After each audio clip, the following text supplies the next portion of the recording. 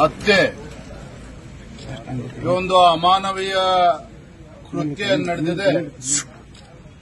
ನಾಗರಿಕ ಸಮಾಜದ ಯಾರೇ ಒಬ್ರು ಕೂಡ ಇದನ್ನ ಬೆಂಬಲಿಸಕ್ಕೆ ಸಾಧ್ಯ ಇಲ್ಲ.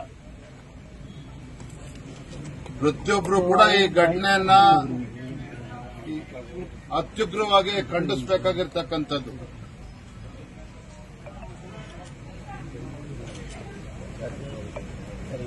ಇಷ್ಟೊಂದು ಸುಲಭವಾಗಿ ಈ ರೀತಿ ಬರ್ಬರ ಹತ್ಯೆ ಮಾಡಿರ್ತಕ್ಕಂಥದ್ದು ರಾಜ್ಯದಲ್ಲಿ ಅಷ್ಟೇ ಅಲ್ಲ, ಇಡೀ ದೇಶದಲ್ಲಿ ಚರ್ಚೆ ಆಗ್ತಾ ಇದೆ. ಪಾಪ ಅವ್ರ ತಂದೆ ತಾಯಿ, ಅವರ ಧರ್ಮಪತ್ನಿಯನ್ನು ನೋಡೋದು ನಿಜವಾಗ್ಲೂ ಕೂಡ ದುಃಖ ಆಗ್ತದೆ. ಯಾವ ರೀತಿ ಅವರಿಗೆ ಧೈರ್ಯ ಹೇಳಬೇಕು, ಅವರಿಗೆ ಸಾಂತ್ವನ ಹೇಳಬೇಕು ಅನ್ನೋದು ಕೂಡ ನಮಗೂ ಕೂಡ ಅರ್ಥ ಆಗೋದಿಲ್ಲ. ನಾನಿವತ್ತು ನಮ್ಮ ರಾಜ್ಯ ಸರ್ಕಾರಕ್ಕೆ ನಾನು ಒತ್ತಾಯವನ್ನು ಮಾಡ್ತೇನೆ, ಮಾನ್ಯ ಮುಖ್ಯಮಂತ್ರಿಗಳಿಗೆ ಒತ್ತಾಯವನ್ನು ಮಾಡ್ತೇನೆ. ಆ ಕುಟುಂಬಕ್ಕೆ ಧೈರ್ಯ ತುಂಬತಕ್ಕಂಥ ಕೆಲಸ ರಾಜ್ಯ ಸರ್ಕಾರದ ವತಿಯಿಂದ ಆಗಬೇಕು. ರೇಣುಸ್ವಾಮಿ ಅವರ ಧರ್ಮಪತ್ನಿ ಏನಿದ್ದಾರೆ, ಪಾಪ 4 ತಿಂಗಳು ಗರ್ಭಿಣಿ. ಮುಂದಿನ ದಿನಗಳಲ್ಲಿ ಹೆಣ್ಮಗಳಿಗೆ ಒಂದು ಸರ್ಕಾರಿ ನೌಕರಿ ಉದ್ಯೋಗವನ್ನು ಕೊಡಬೇಕು, ಮತ್ತೆ ಸರ್ಕಾರ ಪರಿಹಾರವನ್ನು ಕೂಡ ಕೊಡಬೇಕು. ಮತ್ತೆ ತನಿಖೆ ನಡೀತಾ ಇದೆ.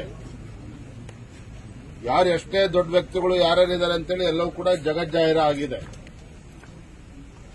ಆದರೆ ತನಿಖೆ ಸರಿಯಾದ ರೀತಿಯಲ್ಲಿ ಆಗಬೇಕು. ಯಾವುದೇ ಒತ್ತಡಕ್ಕೆ ಮಣಿಯದೇನೆ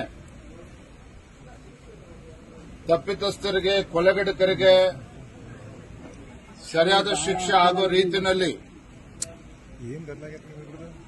ತನಿಖೆ ಎಲ್ಲೂ ಕೂಡ ಸಡಿಲ ಆಗದೇನೆ ಸರಿಯಾದ ರೀತಿ ತನಿಖೆಯನ್ನು ಕೂಡ ನಡೆಸಬೇಕು. ಮತ್ತೆ ತಪ್ಪಿತಸ್ಥರು, ಕೊಲೆಗಡಕರಿಗೆ ಸರಿಯಾದ ಶಿಕ್ಷೆಯನ್ನು ಕೂಡ ಆಗಬೇಕು. ಇಡೀ ದೇಶದಲ್ಲಿ ಈ ವಿಚಾರ ಚರ್ಚೆ ಆಗ್ತಾ ಇದೆ. ಅದು ರಾಜ್ಯ ಸರ್ಕಾರ ಇನ್ನೂ ಕೂಡ ಹೆಚ್ಚು ಗಂಭೀರವಾಗಿ ತೆಗೆದುಕೊಂಡು ಇದರಲ್ಲಿ ರಾಜಕೀಯ ಬೆರೆಸೋದಕ್ಕೆ ನಾನು ಇಚ್ಛೆ ಪಡೋದಿಲ್ಲ. ಆದರೆ ತನಿಖೆ ಏನಾಗ್ತಾ ಇದೆ, ಯಾವುದೂ ಕೂಡ ವ್ಯತ್ಯಾಸ ಆಗದೇನೆ, ಯಾವುದೇ ಒತ್ತಡಕ್ಕೆ ಮಾಡದೇನೆ ಸರಿಯಾದ ರೀತಿ ತನಿಖೆ ಆಗಬೇಕು ಅಂತ ನಾನು ಈ ಸಂದರ್ಭದಲ್ಲಿ ಆಗ್ರಹವನ್ನು ನಾನು ಮಾಡ್ತಾ ಇದ್ದೇನೆ. ಮಾನ್ಯ ಮುಖ್ಯಮಂತ್ರಿಗಳು ತತ್ಕ್ಷಣ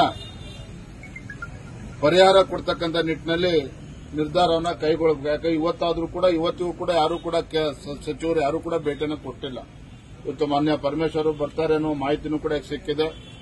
ಮಾನ್ಯ ಗೃಹ ಸಚಿವರು ಕೂಡ ನಾನು ಒತ್ತಾಯವನ್ನು ಮಾಡ್ತೇನೆ, ಈ ವಿಚಾರವನ್ನು ಬಹಳ ಗಂಭೀರವಾಗಿ ತೆಗೆದುಕೊಂಡು ಕುಟುಂಬಕ್ಕೆ ಧೈರ್ಯವನ್ನು ಕೂಡ ಕೊಡಬೇಕು, ಮತ್ತು ಆರ್ಥಿಕವಾಗಿ ಒಂದು ಪರಿಹಾರವನ್ನು ಕೂಡ ಕೊಡಬೇಕು ಅಂತ ನಾನು ಒತ್ತಾಯವನ್ನು ಮಾಡ್ತಾ ಇದ್ದೇನೆ. ಪಕ್ಷದಿಂದ ನಾವು 2 ಲಕ್ಷ ರೂಪಾಯಿನ ನಾವು ಇವತ್ತು ನೀಡಿದ್ದೇವೆ. ಅದರ ಪರಿಹಾರದ ಜೊತೆಗೆ ಇವತ್ತು ಸರ್ಕಾರಿ ಉದ್ಯೋಗ ಕೂಡ ಕೊಡಬೇಕಾಗಿರ್ತಕ್ಕಂಥ ಬಹಳ ಅವಶ್ಯಕತೆ ಇದೆ. ಹಾಗಾಗಿ ಈ ವಿಚಾರವನ್ನು ಬಹಳ ಗಂಭೀರವಾಗಿ ತೆಗೆದುಕೊಳ್ಬೇಕು. ನಾನು ಕೂಡ ಮಾನ್ಯ ಮುಖ್ಯಮಂತ್ರಿಗಳು ಒತ್ತಾಯವನ್ನು ಮಾಡ್ತಾ ಇದ್ದೇನೆ.